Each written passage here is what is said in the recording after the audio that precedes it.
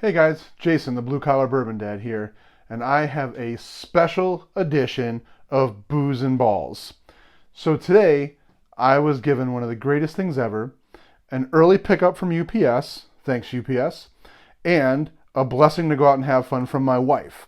So, what I did with those two things was I went, like I suggested to a lot of you, to go try some bourbons out if you're not 100% sure, if you want to buy an entire bottle.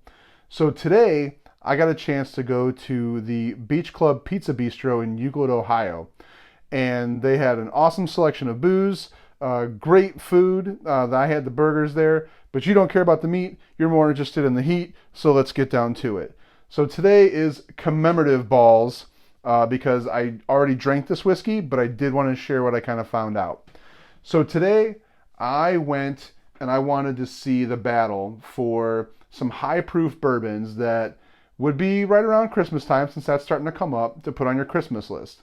Now, the two bourbons that I went at were the 1792 full proof, coming in around 126 proof, and then the George Stagg JR from Buffalo Trace, which comes in that mid 130s range for its proofing. Now, the 1792 full proof, when I drank that, it had a pretty high ethanol smell coming off of it, but when I drank it, it had a nice sweet bite to it with a little bit more of a honey on the sip, and the heat lingers a little bit, but it's not overpowering. So you feel the warmth, but it doesn't make or take away from anything on the bourbon. When I swallowed it, definitely had some awesome flavor to it, warmed up the top of my throat, and the aftertaste on it was nice, had a great finish to it. Overall, I was pretty surprised in the 1792 full proof. I'm usually not a big fan of the 1792 line, but that one I've heard good things about, so I wanted to try it. The Stagg Jr. is a big one out there for the resale market. So a lot of times, if you're new to bourbon or you're really into the Buffalo Trace and trying to bourbon hunt, you'll find it in Ohio once in a while here. But on the aftermarket, it usually sits somewhere around 200 to 150, $250. So you've got a big kind of swing on there depending on where you're looking for it. So I was really excited to try it. When I tried it, the first couple sips, I tried it a few times, and it was so hot, and I had so much heat, I almost couldn't get past that heat to enjoy the flavor on it. But when I got past the heat, it definitely had a good mouthfeel. It felt like a good, hearty, well-made whiskey. Warmed me up through and through the entire time. It wasn't as sweet and vanilla-y as I usually like my bourbons, or what I kind of expected out of the Buffalo Trace line. But overall, I was actually a little disappointed in it for how much hype that it had.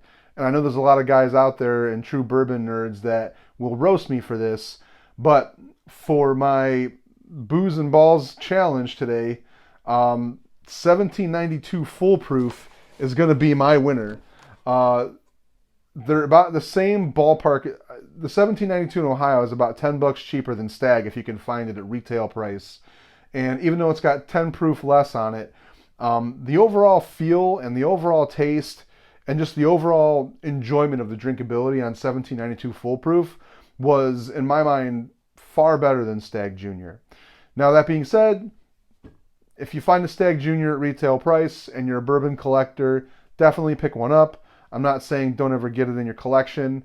If I ever find one for the $50 price tag that's out there, I'll have one in my drawer just to say that I've got it. But it would not be a daily drinker or an everyday drinker for me. It would be a look what I have type bottle and share with my friends, and I might have some here and there.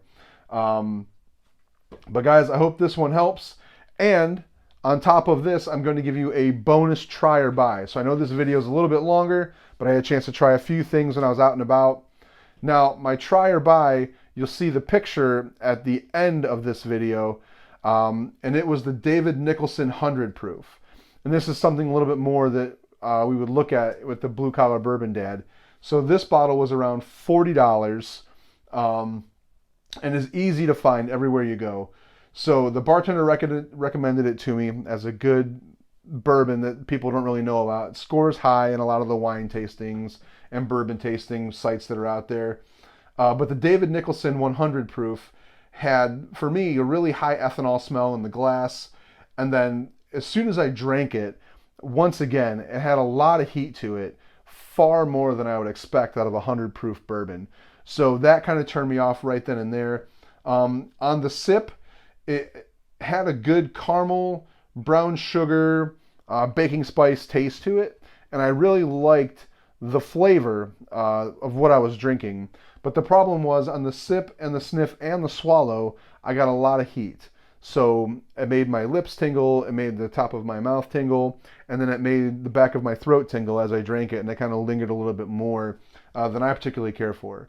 But if you like that heat and you like the tingle and you like the extra cinnamony type stuff that sticks around a little bit longer than just like the good, more of a smooth drink, then the David Nicholson might be worth a try. But honestly, at $10 a pour and for a $40 bottle of whiskey, I would say try it at someone's house, try it at a whiskey bar if you really want to see what it tastes like. But that $40 price point, I think you'd be far better off going with a regular bottle of Buffalo Trace, even one of the lower Woodford Reserves, or even the George Dickel bourbon is another great way to go for $30 that I think has a much better feel, taste, and enjoyment factor than that particular one. So thank you to Time and my wife and the UPS driver today for letting me go out and sample a couple bourbons. And like the rest of them, guys, I hope this helps. 3 new bourbons for you to kick the tires on based on what I think. Have a great night.